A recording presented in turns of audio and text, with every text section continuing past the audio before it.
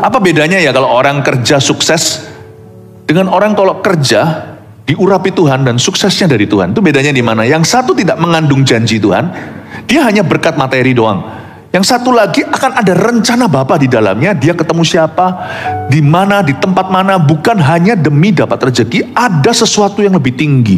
Urapan itu memastikan bahwa kita itu berada di jalur janji.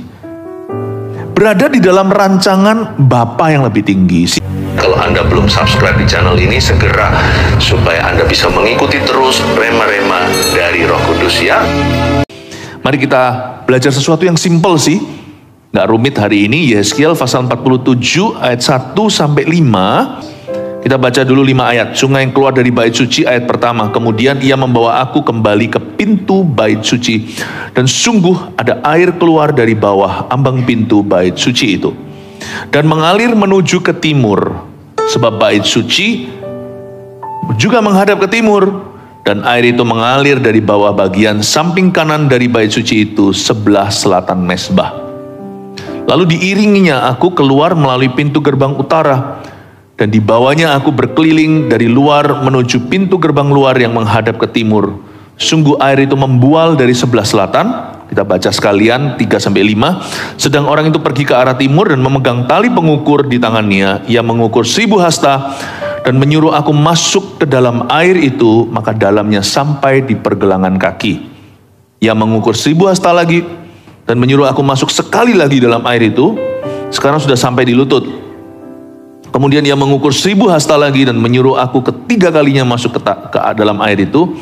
Sekarang sudah sampai di pinggang. Sekali lagi ia mengukur 1000 hasta lagi. Sekarang air itu sudah menjadi sungai di mana aku tidak dapat berjalan lagi. Sebab air itu sudah meninggi sehingga orang dapat berenang. Suatu sungai yang tidak dapat diseberangi lagi. Memperoleh urapan atas hidup kita. Jangan jalan tanpa urapan. Percayalah saya, sia-sia yang kau bangun. Tidak akan ada karya Roh Kudus di dalamnya, sekalipun Anda bisa merasakan berkat materinya. Musa nggak mau jalan tanpa urapan, sekalipun dijanjikan kamu akan menuai di tanah yang mengalir dengan susu madu, malaikat berjalan di depanmu. Musa berkata, tidak ya, kecuali engkau berjalan di depanku. Yang kuinginkan adalah intimasi. Aku ingin punya hubungan yang sungguhan dengan Tuhan. Aku hanya mau jalan kalau engkau memang mengurapi aku khusus untuk itu. Urapan adalah satu kata yang sering disalah mengerti. Bukan oleh dunia, dunia memang nggak mengerti. Oleh gereja. Apakah urapan itu orang rebah kalau didoakan? Itu manifestasi urapan. Tapi urapan itu adalah sebuah peruntukan.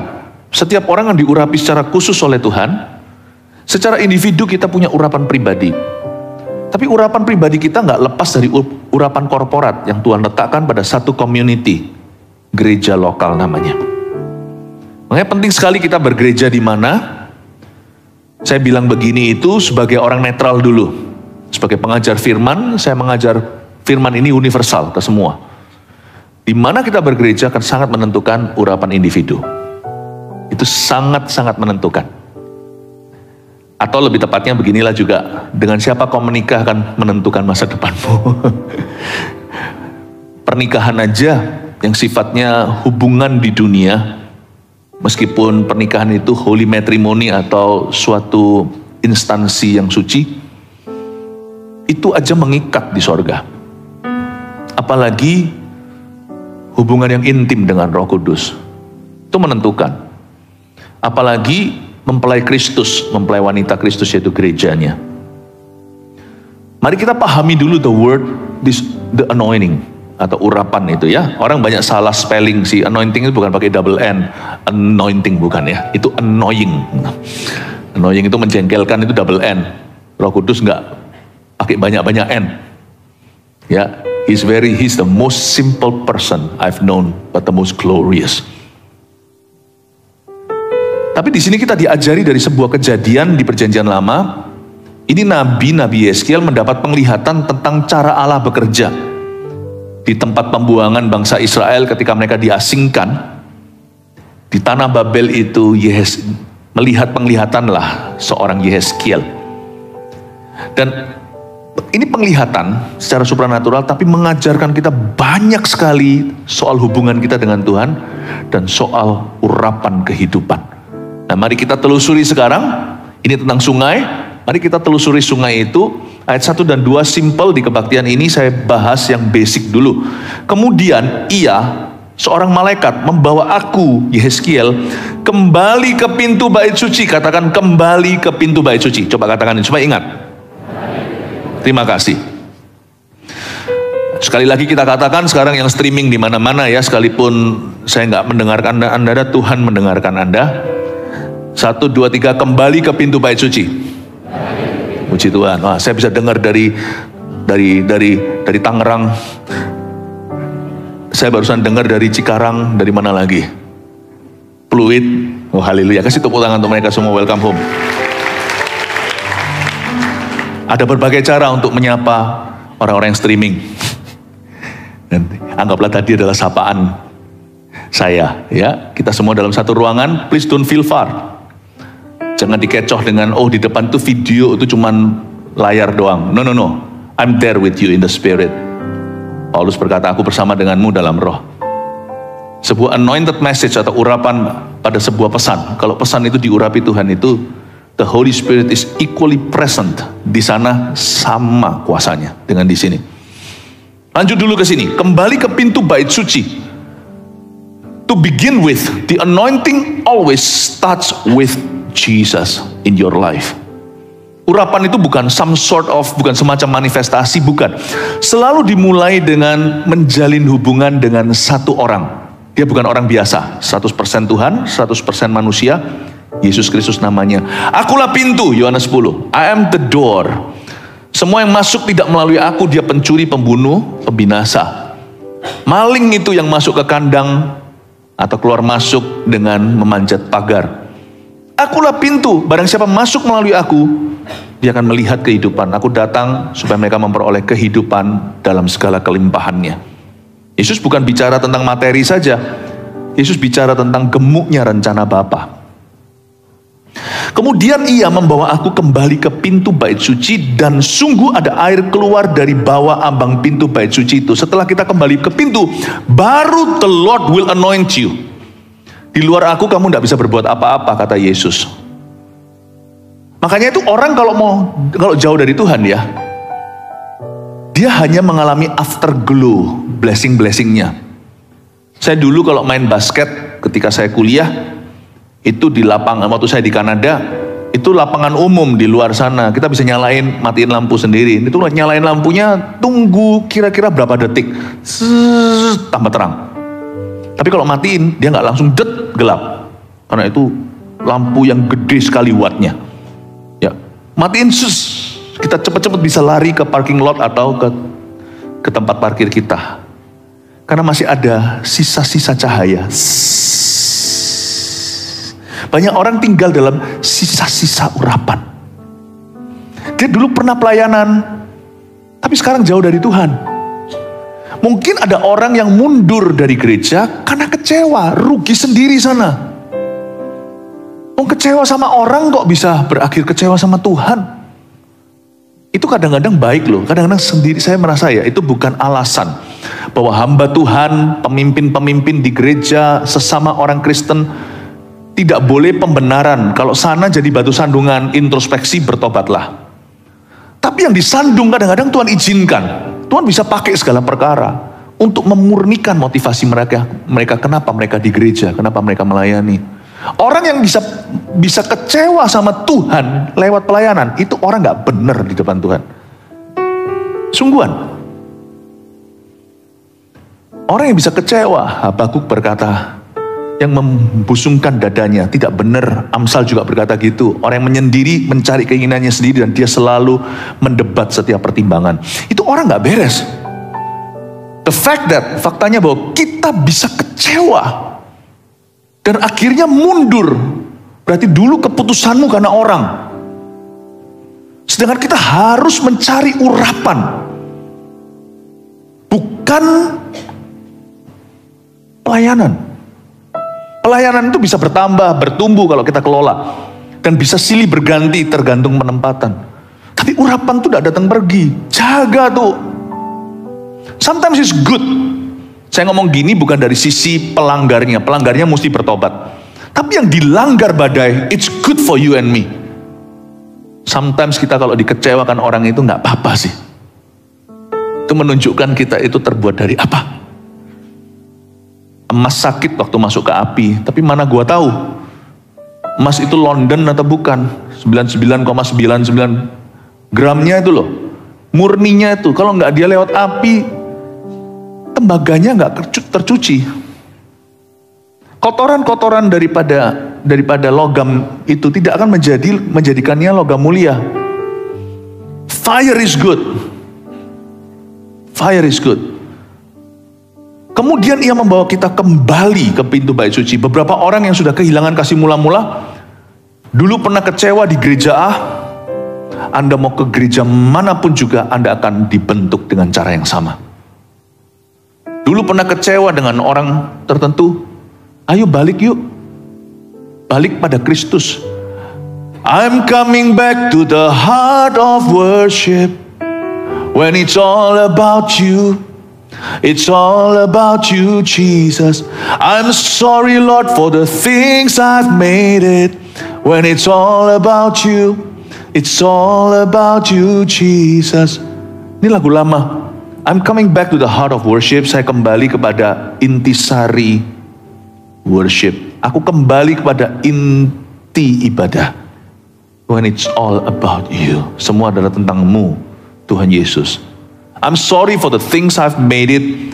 Maaf ya Tuhan, untuk hal-hal yang kubuat-buat. Sebenarnya intinya hanyalah ini.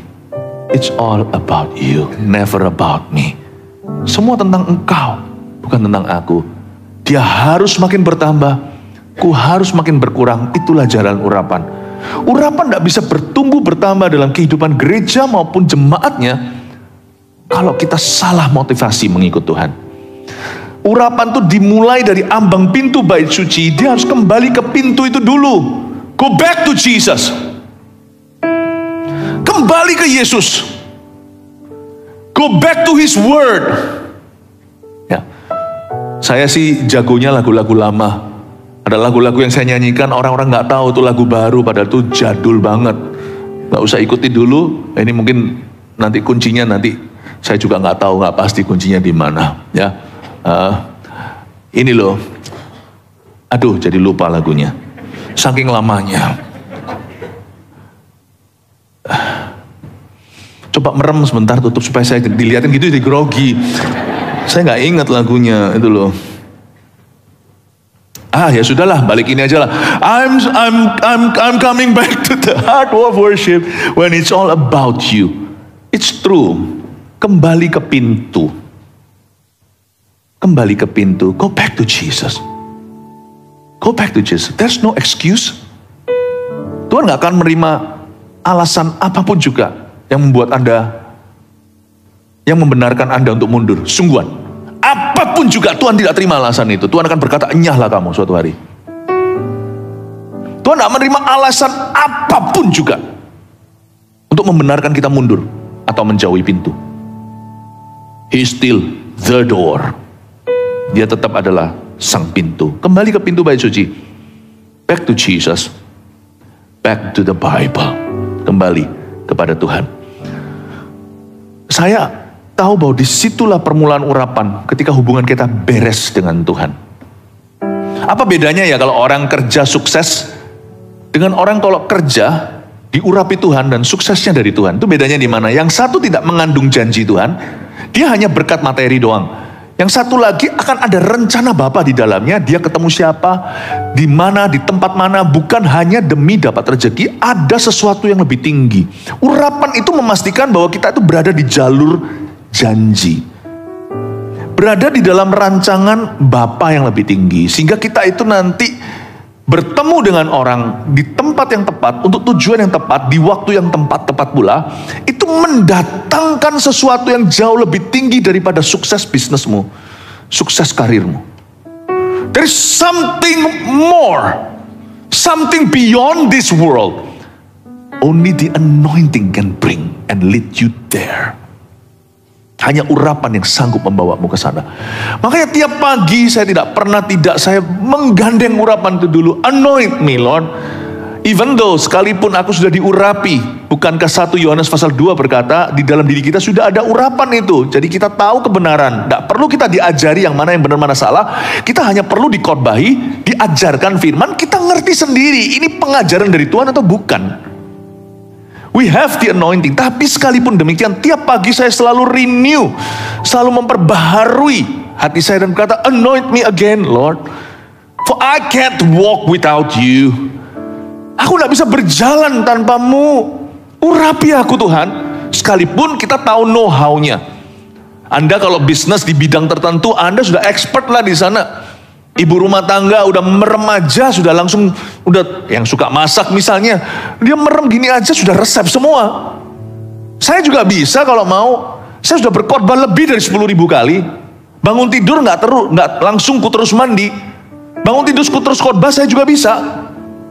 Tapi kenapa saya masih berlutut di hadapan Tuhan berkata anoint me? Karena bukan gagah perkasa. Karena khotbah bisa ngantem cuman ke kepala kita. Cuman masuk ke sana sebagai teori-teori belaka atau bisa mengubah hidup seseorang. Di situ bedanya, itu bukan kemampuanmu. Itu Roh Kudus yang leluasa bekerja di dalam bidangmu. Give way, kasih ruang, persiapkan jalan, kasih space. Kasih tempat untuk Roh Kudus bekerja dalam hidupmu. Kneel down, berlutut. Tiap hari dengan memulai hari itu dengan benar dan berkata, Lord, anoint me. Anoint my business. Urapi keluargaku. Urapi suaraku. Urapi kata-kataku. Urapi keputusanku. Kembali ke pintu itu berarti datang ke Yesus terus. Datang lagi dan berkata, Jesus, help me. Bersandar penuh. Kalau setiap kali saya mau ngadakan festival kuasa Allah, udah lama kita nggak ngadakan itu sejak saat teduh bersama. Itu saya bisa berjam-jam puasa, berhari-hari puasa, berjam cuma jalan sana sini di ruang saya karena saya biasanya menyendiri. Saya berkata, I cannot do it, only you can. Saya ulang-ulang begitu aja. Aku nggak bisa, hanya Engkau yang mampu. Sehingga setiap kesembuhan nanti yang terjadi itu karena Tuhan. Tidak dibuat-buat orang. Kembali ke pintu. Minta tolong sama Tuhan. Akui bahwa dia sumbernya. Itu urapan akan ngalir deras di hidupmu. Anda akan melihat perkara-perkara supranatural yang mata belum lihat, telinga belum dengar. Otak belum pernah bayangkan, itu Tuhan sediakan. Cuman susah untuk saya menjelaskan persisnya apa. Urapan itu tidak untuk dipelajari. Urapan itu untuk dialami. Some things just cannot be taught. Ada hal-hal tertentu nggak bisa diajarkan. Coba jikalau Anda ketemu dengan orang yang buta, dari lahir tuh dia nggak melihat, jangan ngeledek. Jangan kita berkata sama dia, ini biru, itu merah. Dia nggak ngerti warna, nggak pernah lihat anything but black. Nggak pernah lihat apapun kecuali hitam. Paling dia bisa lihat cahaya kok ada terang. Tapi dia nggak ngerti biru itu apa, hijau itu apa. Jelaskan pada orang yang tidak pernah jalan dan mengalir dalam urapan itu, what does it mean? Apa artinya hidup yang diurapi? Susah. Alami. Anda tidak akan pernah mau kembali ke flesh. Sekali Anda mengalir dalam sungai urapan itu, Anda tidak akan nafsu mau kembali dengan cara hidupmu yang lama. The anointing is so real, so powerful. Tetap kemudian ia membawa aku kembali ke pintu bait suci. Lanjut lagi, dan sungguh ada air keluar dari bawah ambang pintu bait suci. Coba saya mau kasih kuis pada kita semua. Air di sini lambang kuasa Roh Kudus. Air di sini lambang urapan itu. Ini sungai urapan ya. Ada air keluar dari mana? Meskipun kembali ke pintu nih. Pintu itu Yesus. Tapi kalau Anda lihat, pintu itu Tuhan letakkan, nggak boleh salah pintu ya. Saya kemarin pada waktu di Korea pelayanan, baru kembali berapa hari yang lalu, saya pagi-pagi sudah harus ke airport, harus ke airport untuk terbang. Subuh-subuh, lalu saya ambil koper dulu, sisain koper satu, saya kasihkan ke ininya bellboynya dulu, oke. Bleng, tertutup. Istri saya masih ada di kamar mandi. Bleng, tertutup. Ya, kuncinya di dalam. Ya sudah, saya atur dulu, masukin di mobil yang jemput saya, udah, saya kembali lagi. Ting dong, duk duk duk duk duk, ting dong, jam 4, jam setengah 5. Jam setengah 5. Ting dong, duk duk duk duk. Dengaran nih, istri saya kok nggak buka? Biasanya istri saya pokoknya sekali belum duk duk duk itu dia sudah buka. Ya, saya duk duk duk, ting dong, salah pintu. Saya nggak pernah setakut itu dalam hidup saya. Ketemu setan aja saya nggak takut. Wah, dan saya tahu di sebelah saya itu kemarin tuh ada penghuninya, maksudnya ada gasnya di dalam sana. Kita masuknya itu saya lihat ada orang masuk juga. Saya tuh untung ya. Dia mungkin mereka tipe petidur pulas, jadi nggak ada yang bangun. Atau dia marah-marah nih orang gila atau apa. Saya nggak pernah setakut itu. Saya lari. Wah, aku barusan tebel ini 5 menit aja. Ting dong, agak emosi sedikit. Ting dong.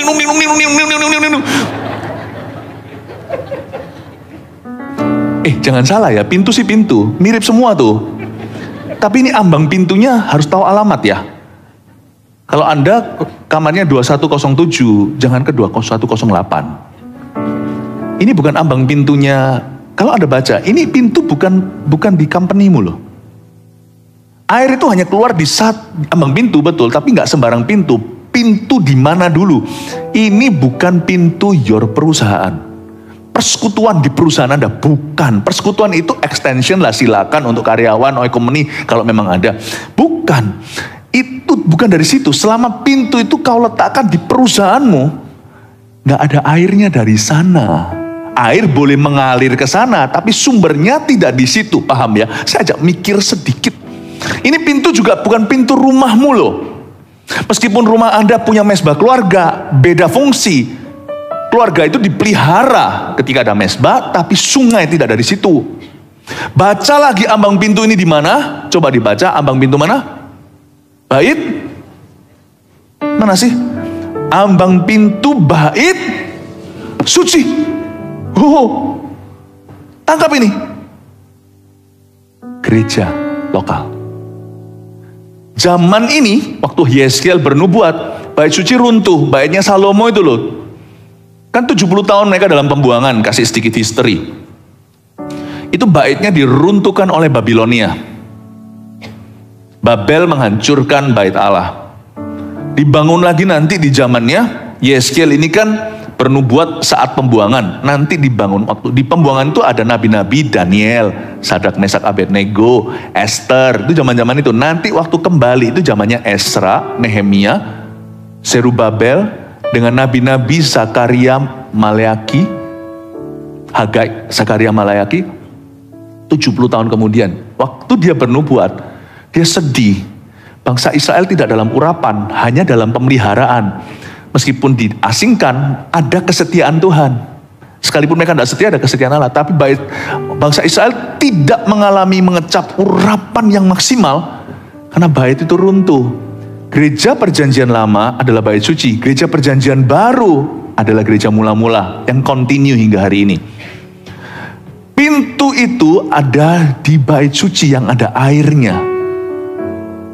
Anda harus mengerti sesuatu di sini. Persekutuan doa di perusahaanmu itu adalah extension of your grace. It is not the source of your anointing. Makanya ada orang yang memikir kalau aku punya persekutuan doa di perusahaanku, sudah bisa menggantikan gereja. Aku tidak perlu tertanam. Salah. Terbolak-balik tuh. Supplier jadi customer. Customer jadi supplier, jangan kebalik. Air itu hanya di bawah ambang pintu bait suci. Dan Yeskiel menubuatkan suatu hari bait Allah akan dibangun kembali dan Israel secara nasional akan mengalami urapan baru. Sekarang zamannya gereja perjanjian baru. Tapi gereja nggak sempurna. So true. Tapi Tuhan tidak pernah menceraikan mempelai wanitanya sampai hari ini. I believe in the local church. It is still God's design. God's plan. Cuman kita yang harus betul-betul satu, betul-betul mencari kehendak Tuhan di mana kita tertanam. Dua, setelah kita datang, jangan datang aja. Dimuridkan tertanam sungguhan. Ambang pintu itu dari bawah. Ambang pintu itu dari dasar. Go to the basics of that church.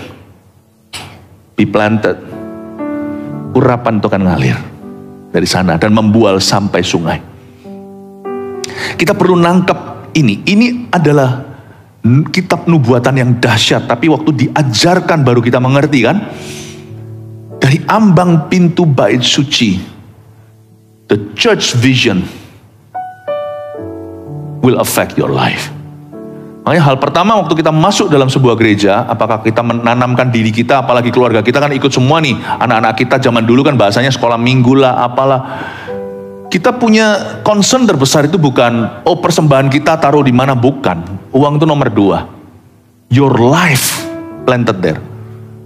Kepercayaan kita pada sebuah gereja lokal bukan itu harus dari dasar kita pikirkan. Kalau Tuhan taruh kita di sebuah gereja, kita pastikan itu kehendak Allah, dan kita masuk itu yang pertama kita cek ke satu yang menarik hati kita atau yang membuat hati kita menolak adalah visinya.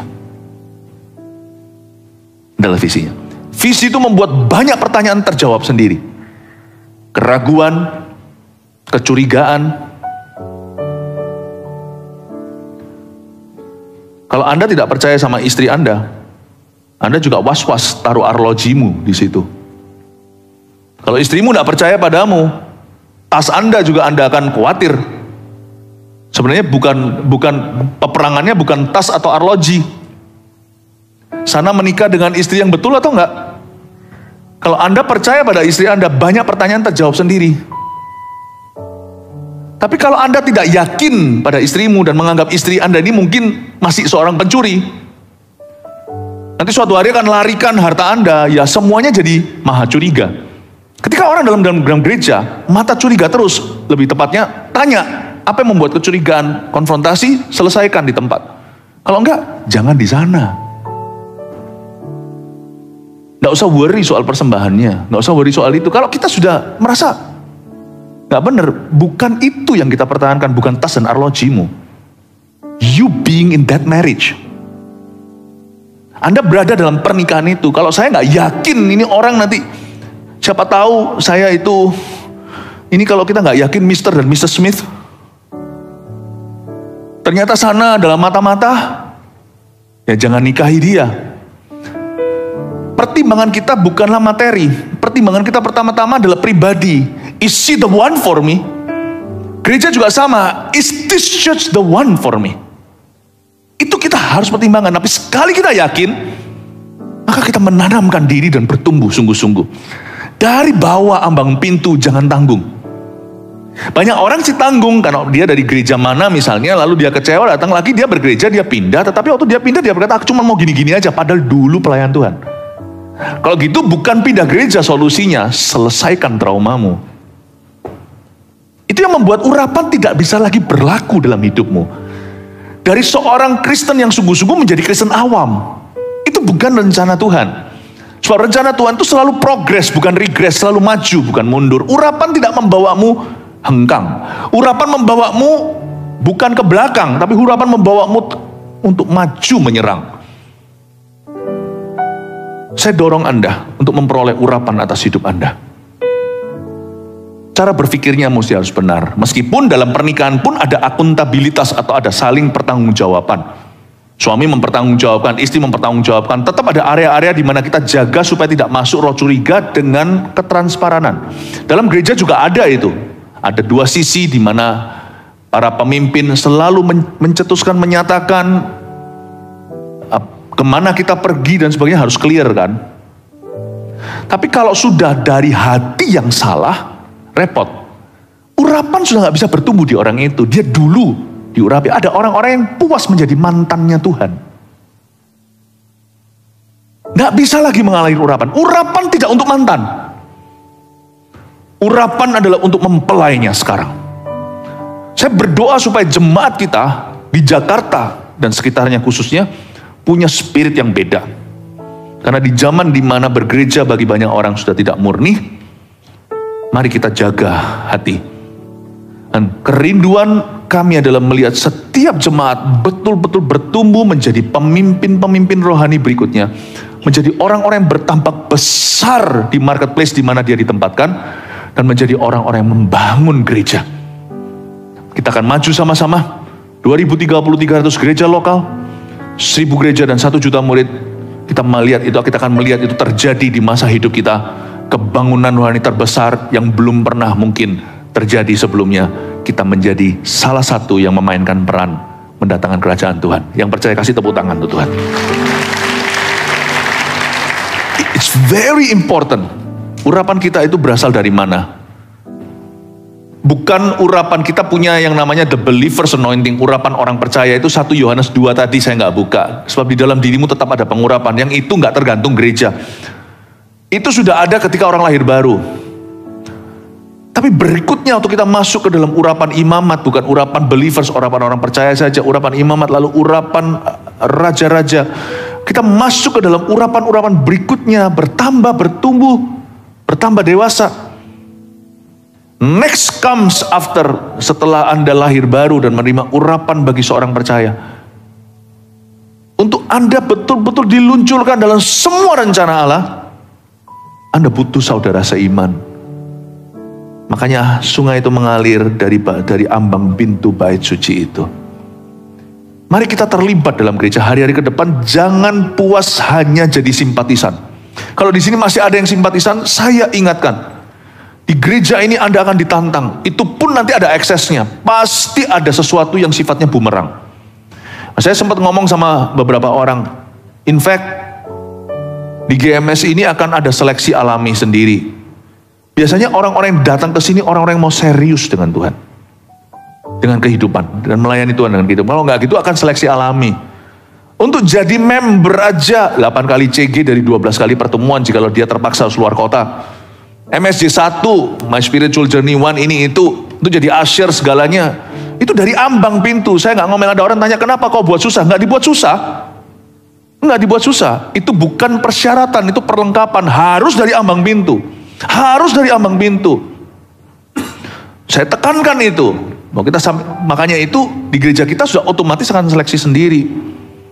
Kalau mereka mau serius dengan Tuhan. Dan di gereja kita nggak bisa duduk diam lalu selalu bersembunyi di balik layar. Nggak bisa. Layarnya itu atau tirainya udah disobek sama Tuhan 2000 tahun lalu. Jadi orang datang ke gereja kita, kita pasti mau cari tahu itu orang siapa. Namanya siapa? Dari mana? Kita pasti kejar. This is not a church that you can hide in. Ini bukan gereja yang dimana Anda bisa bersembunyi. Ini gereja dimana Anda harus melapor ke Tuhan. Dikejar terus. Ya, dari welcome home, lama-lama sudah minggu ketiga nggak home dia, nggak home sweet home. Kita langsung beda udah sebutannya, bukan welcome home tapi welcome lounge. Langsung kita kejar. Udah ciki belum? Please kalau yang baru jangan merasa itu seperti paksaan. No, that's just who we are. Please don't change us. Because we're not for religion. We're for discipleship. Karena urapan itu dari ambang pintu, dari pemuritan. Do not change this church. Dalam hal itu, dari ambang pintu, kita serius with you.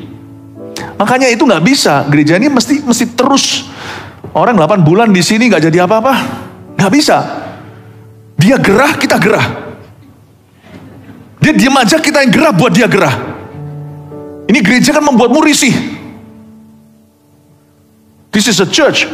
Meskipun gereja ini nggak serius melulu, banyak canda tawanya, sio manisenya. Tapi dalam hal visi misi kita serius setengah mati, setengah hidup lah. Kita mati-matian serius.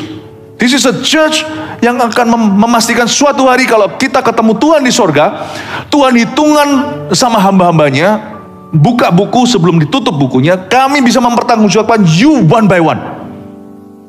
I tried with this one. He left, oh God. Oke. bukan salahmu. With this one Tuhan jadi, yang ini agak lamban. Kita mau bisa mempertanggungjawabkan di hadapan Tuhan. Karena this church is not membership, it's covenant. Perjanjian, bukan keanggotaan. Amin. Kenapa saya ngomong seperti ini? Karena Anda hitung aja masa hidup Anda. Jikalau Anda ke gereja seminggu sekali, 2 jam. Sana hidup masih, katakan kita hidup bergereja 40 tahun. Hitung sendiri berapa banyak dari hidupmu kau investasikan dalam gereja. Kalau saya tidak menjelaskan ini dengan baik dan benar, ada banyak waktumu yang disia-siakan. You don't waste our time. I will not waste your time. Let's move forward. Dari ambang pintu cepat bertumbuh, dear jemaat Kristus. Jangan terus diambang. Kalau bisa terusin sampai berenang. Terusin sampai berenang. Jangan jadi Kristen teori. Bisa gaya dada, gaya kupu, bisa. Semua teorinya ini caranya, tangannya sebegini begitu. Pernah pegang air, pernah jam air, gak pernah. Saya pernah sama satu anak muda dulu, waktu sama-sama dan anak muda, ya. Dia bilang, wah, dia teorinya banyak. Lalu saya tanya, kamu pernah nyemplung gak? Gak pernah, oke. Baru dia. Jangan jadi Kristen diambang terus. Cepat nyemplung. Coba kanan kiri katakan, ayo cepat nyemplung. Yang belum dibaptis, ayo dibaptis. Nyemplung sekalian, sungguhan. Cepat nyemplung. Segera berenang. Kita gak boleh terus diambang. Karena Tuhan mau datang. Hidupmu harus berguna untuk kerajaannya.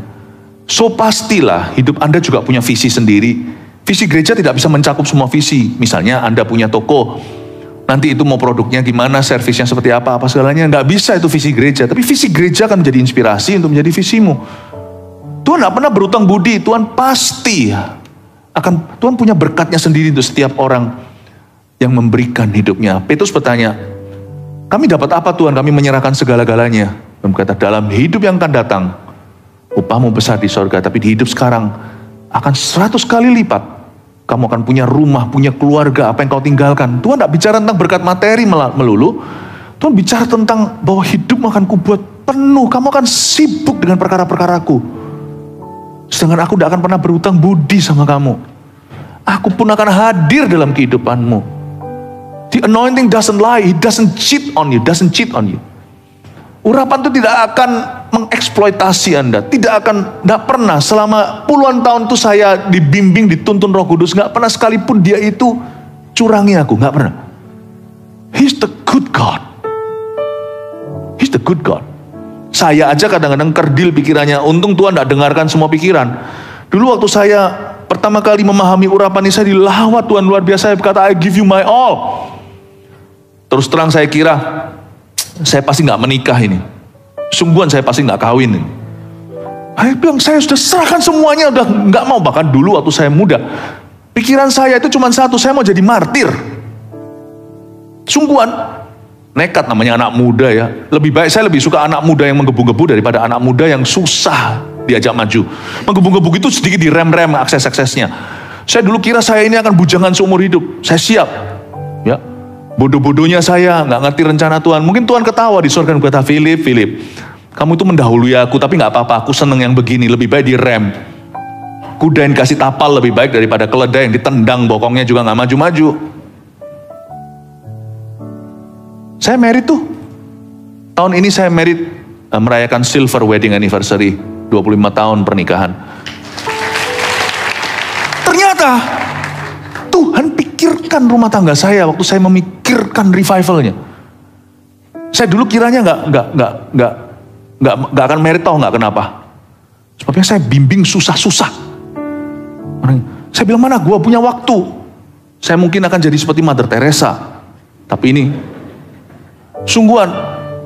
Kenapa yang saya bimbing susah-susah? Gini-gini loh modelnya. Saya bilang, waktu saya selesai menjadikan mereka jadi orang, botak gua. Waktu saya mikirkan murid-muridnya, Tuhan pikirkan masa depan saya. Ternyata Eka juga ada yang mau. Don't worry, you don't think about your riches. Gak usah mikir tentang how to be rich. He knows how to enrich people. Berkat Tuhan yang menjadikan kaya, susah payah tidak menambahinya. Kelola saja talentamu, nggak usah nafsu ke sana. Semua yang kau kelola, kalau diurapi Tuhan, itu semua akan termultiplikasikan. Jangan kau remehkan batu dari kali. Kalau Tuhan urapi, dari 5 batu itu yang kepake cuma satu bunuh Goliat, 4 lainnya bunuh 4 lainnya. Tahu nggak? Ada 4 dulurnya Goliat. Ada baca, dibunuh oleh orang-orang Daud termasuk keponakannya. Batu 4 yang Daud nggak pakai berubah menjadi urapan di tangan orang lain. Don't worry, God has in store things beyond your planning. Kalau Tuhan menyertaimu, apa yang tidak kau rencanakan itu Tuhan akan nanti, rencana Tuhan itu begitu besar melampaui kapasitasmu secara pribadi. Keponakanmu pun akan terciprat. Tuhan yang memikirkan kita waktu kita menyerahkan diri kepadanya. Dulu saya kira revival ini akan menghanguskan saya. Tuhan berkata, no, that's not my plan. Aku datang bukan untuk menghanguskanmu. Aku datang untuk memberimu hidup dalam kelimpahannya. I give you life abundantly. Yohanes 10. Itu bukan soal materi.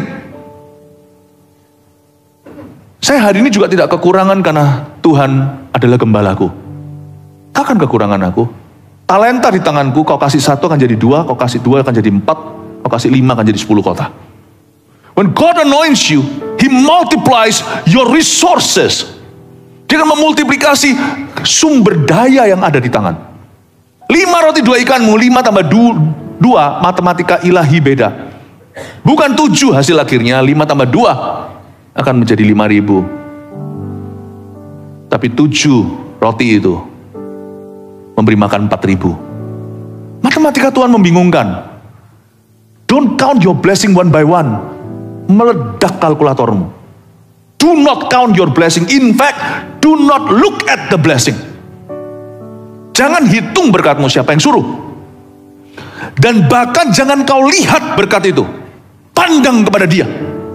Pintu itu. Kepadamu kuserahkan nyawaku. Doa Yesus di kayu salib itu harus kita tiru. Bapa, kepadamu kuserahkan nyawaku. Jangan kau serahkan hanya hatimu, pikiranmu. Jangan hanya serahkan hidupmu. Terlalu murahan itu. Kuserahkan nyawaku kepadamu. I give you my life, my breath. Give it to you. Akankah Tuhan ambil bisnisnya? Serahkan segalanya. Akankah Tuhan sacrifice dan korbankan anak-anakmu, keluargamu? Tidak. Tuhan tidak pernah berhutang budi. Apalagi berhutang wati. Ini Budi, ini Wati, ini Iwan. Tuhan akan berutang sama siapa-siapa. We serve an abundant God. Allah yang limpah. Makanya itu gak heran di ayat 2. Lalu diiringinya aku keluar melalui pintu gerbang utara. Dan di bawahnya aku berkeliling dari luar menuju pintu gerbang luar yang menghadap ke timur. Sungguh air itu membual dari sebelah selatan. Katakan air itu membual. Biarkan yang membual itu Tuhan, bukan kita. Orang yang suka membual mulutnya itu malah justru kosongan itu. Itu bahasa Malaysianya tetong, teh kosong. Biar Tuhan yang membual atas hidupmu. Tuhan yang melimpahkannya. Air itu membual. Kalau kita terus diambang, kita tidak akan melihat. Tapi ketika kita berjalan terus dalam ketaatan, berserah penuh, air itu membual. Membual ini kata abundance. God is the God of all abundance. Allah adalah Allah yang melimpah ruah. Jangan kita batasi. Oh, cuman begini. Jangan pamrih sama Tuhan. Tuhan yang ku kenal itu tidak murahan. Dia tidak rendah statusnya. Saya tidak akan pernah outgive God. Saya tidak bisa memberi lebih daripada yang sudah saya terima atau memberi lebih daripada yang dia bisa beri. Nggak usah digurui. Nggak usah. Saya pernah sekali parkir, saya buka rahasia ya. Saya itu jarang bawa uang. Jadi kadang-kadang, karena istri saya selalu bagian kasir itu istri anak. Gitu. Ya, jadi betul-betul kelewatan terbawa. Kalau di gereja kita kan, uang itu ditaruh di kaki Rasul, tidak di tangannya. Kita tidak otak-atik, kita tidak berhak atas uang gereja. Semua ada tatanan sistemnya, semua ada bendaranya. Semua ada. Ada CFO-nya, semuanya secara profesional. Itu kebawa-bawa sampai ke kehidupan. Uang pun tidak aku bawa. Saya cuma ngarahkan, kita makan di sini, nanti ada yang bayar. Maksudnya bukan orang lain, bukan jemaat yang bayar, istriku, anakku. Suatu hari saya pergi sendiri, nggak bawa kan dompet, aduh lupa. Kredit card nggak terima karena tukang parkir di jalan. Saya terpaksa hutang 5.000 rupiah. Di Surabaya masih 5.000. Ya, saya bilang sama Pak, maaf, hutang dulu. Malu aku, saya nggak pernah hutang sama orang. 5.000 rupiah terpaksa saya hutang. Saya maaf Pak, saya nggak bawa dompet, saya cuma bawa SIM. Aduh Tuhan. Saya bilang, Pak, saya kembali. Tolong Bapak percaya. Oh nggak apa-apa Mas, nggak apa-apa. Baik hati banget itu Bapak. Terus saya mau rekrut dia.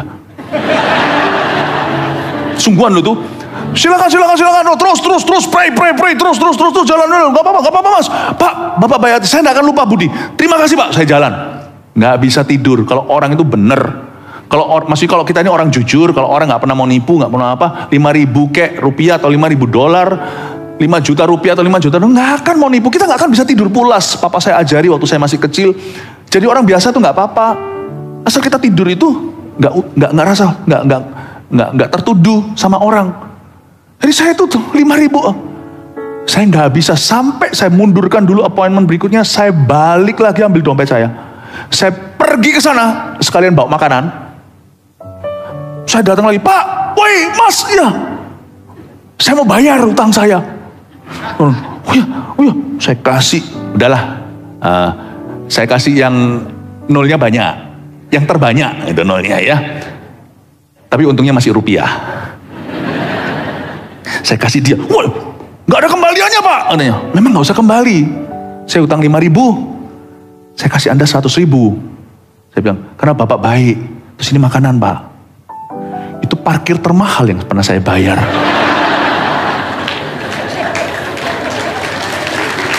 Bukan saya kaya. Tapi orang kalau kita harus punya hati mulia. Sedikit kecipratan Tuhan. Masa sih kita akan hutang sama tukang parkir? Nggak bisa tidur. Nggak bisa tidur.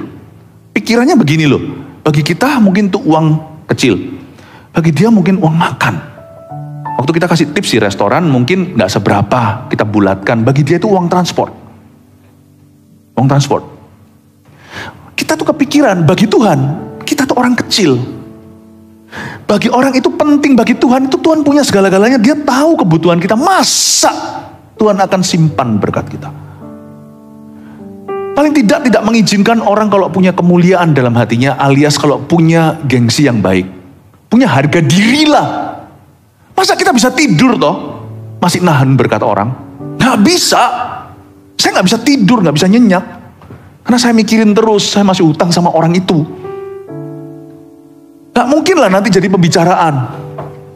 Pastor Philip ternyata itu yang di YouTube itu memeras tukang parkir satu persatu. Apa kata orang, apa kata dunia? Apa kata dunia kalau Tuhan itu mengosongkan anak-anaknya dari semua kebahagiaan yang mereka butuhkan? Apa kata dunia? Tuhan kita gak sanggupkah memelihara dan membahagiakan putra-putrinya? Nah mungkin saya manusia berdosa jelek aja hatinya. Tidak pula saya nggak bisa ke next appointment sebelum saya kembali ke itu agak jauh. Untuk saya kembalikan, saya tidak mau hutang sama siapa-siapa. Apalagi sama orang yang di bawah kemampuan saya. Kita semua di bawah kemampuannya Tuhan. Why you should not pursue blessings? It's a great insult to God. A great insult to His character. Kenapa kita nggak usah kejar tuh berkat? Jangan dijadikan visi, berkat kalau dijadikan visi murah sekali. Ya ampun, prostitusi. Berkat jangan kau jadikan visi hidupmu. Itu adalah penghinaan tertinggi terhadap karakter ilahi. Mana mungkin Tuhan bisa terlelap tidur? Tuhan gak terlelap sih. Mana mungkin Tuhan itu bisa? Kalau Tuhan masih menahan sesuatu, itu ujian untuk memurnikan kita. Bukan karena Tuhan tidak sanggup memberkati kita. Jangan carilah gitu-gitu. Air itu membual dengan sendirinya, karena itu memang sudah karakternya. Jangan main-main aja ecek-ecek kaki di ambang pintu. 10 tahun jadi orang Kristen di ambang terus. Itu bukan salah Yesus. Itu pilihan pribadi. Tapi air itu baru membual ketika, ayat 2a, sayang ini saya selesai, lalu diiringinya aku keluar. Waktu air itu dibawa keluar, dia baru membual. Ingat ya, urapan itu berasal dari gereja lokal, tapi dia tidak berakhir di gereja lokal. Dia pasti akan dibawa keluar. Urapan yang kita terima seperti mendengar firman itu harus dilanjutkan dengan melakukannya. Urapan kita setelah lahir baru, next in line, setelah itu urapan itu keluar dari ambang pintu bait suci, dari gereja lokal. Namun urapan itu pasti akan keluar ke dunia kerja. Gak ada orang yang diurapi di gereja lalu berhenti di sana. Orang yang diurapi di gereja, kalau dia seorang pengusaha, ketika dia diurapi oleh di bawah visi gereja lokal di ambang pintu itu, ketika dia keluar, air itu akan membual. Tuhan akan ajari dia untuk membuat keputusan-keputusan bisnis yang brilian. Urapan tidak berakhir di gereja, urapan itu sampai ke bidang kehidupan. Air itu diiringinya aku keluar, kesitulah air pergi. Dari gerejalah dia berasal, dari ambang pintu bait suci. Tapi dia pergi ke dunia. Kalau Anda mahasiswa, kalau Anda diurapi lewat visi AOG yang ada, Army of God, Anda keluar sana. Atau anak-anak kita Eagle Kids dengan tagline-nya, we building, building churches in our youth, kan anak Army of God-nya. We are church builders, dia keluar di sana. Anak-anak itu akan diajari. Jangan kaget nilainya mulai naik. Dulunya nilainya tuh kreatif, nggak membosankan, cuman A doang. Dulu nilainya itu seperti kunci-kunci musik, A, B, C, D semua ada. Ya, waduh. Tapi setelah dia diurapi Tuhan di gereja, dia ngerti dan mulai menguasai mata pelajarannya. Seorang ibu rumah tangga ketika diurapi di dalam gereja, dia tidak berakhir di gereja, air itu akan membawa dia keluar. Dan dia akan mengajari dia bagaimana menata rumah tangganya yang biasanya berantakan. You see, the anointing tidak akan berakhir di dalam pintu gereja. Tapi dia akan membawa kita keluar. Dan waktu kita keluar, berjalan dengan Tuhan, air itu akan membual. Air itu akan menjadi limpah ruah. Saya kasih 3 poin sini untuk Anda bawa pulang, summary-nya next, nanti setelah ini saya ajarkan berikutnya. Ternyata 2 ayat juga masih kebanyakan, nggak cukup waktunya. Tapi tangkap aja apa yang ada, supaya Anda ingat tentang urapan hari ini. Cerna baik-baik, referensi kembali ke poin-poin ini ketika Anda butuh di refresh memory. 1, tidak ada urapan di luar Tuhan Yesus. Taruh itu, udah. Mau pintar kek, mau banyak koneksinya, percuma. Sia-sialah orang membangun rumah jikalau bukan Allah membangunnya. Di luar Jesus Christ, there is no anointing. The Holy Spirit refuses to work in anything that is apart from Christ. Roh Kudus tidak mau bekerja atau bekerja sama di apapun juga yang terpisah dari Kristus atau jauh, tidak mau. Allah Bapa, Putra, Roh Kudus tidak terpencar-pencar. Jadi karena itu kalau kita mau betul-betul mengalami urapan Tuhan yang membual limpah ruah dalam kehidupan kita, there is only one way, go back to the door, kembali ke pintu. Tidak ada urapan di luar Jesus Christ. Oke? 2. Urapan kita bermula dari visi gereja yang benar. Tangkap ini, adopsi visi gereja. Dan gereja harus punya visi. Jikalau manusia, orang Kristen bisa juga ada yang tidak punya visi. Di dunia ini ada pula gereja yang tidak punya visi. Gereja yang tidak punya visi harus rajin pemimpin-pemimpinnya untuk mencari hadirat Allah, masuk ke ruangan, jangan keluar dari pintunya sampai dia mendengar suara Tuhan. Dan puji Tuhan kalau kita sudah punya visi ini, kita jaga dengan sungguh-sungguh. Kita jaga dengan segenap hati. Urapan kita bermula dari visi gereja yang benar, karena visi itu nanti akan jadi ambang pintunya jemaat. 3, urapan kita dibuktikan di dunia atau di luar gereja. Dia tidak berakhir di gereja. 1 Petrus 4 ayat 7. Kesudahan segala sesuatu sudah dekat. Karena itu, kuasailah dirimu dan jadilah tenang, supaya kamu dapat berdoa. Saudara yang terkasih, terima kasih telah mendengarkan firman Tuhan hari ini. Jangan jangan lupa untuk dukung terus channel ini dengan cara subscribe, like, share, dan juga komen, agar saudara kita yang lain juga boleh terberkati. Tuhan Yesus memberkati kita.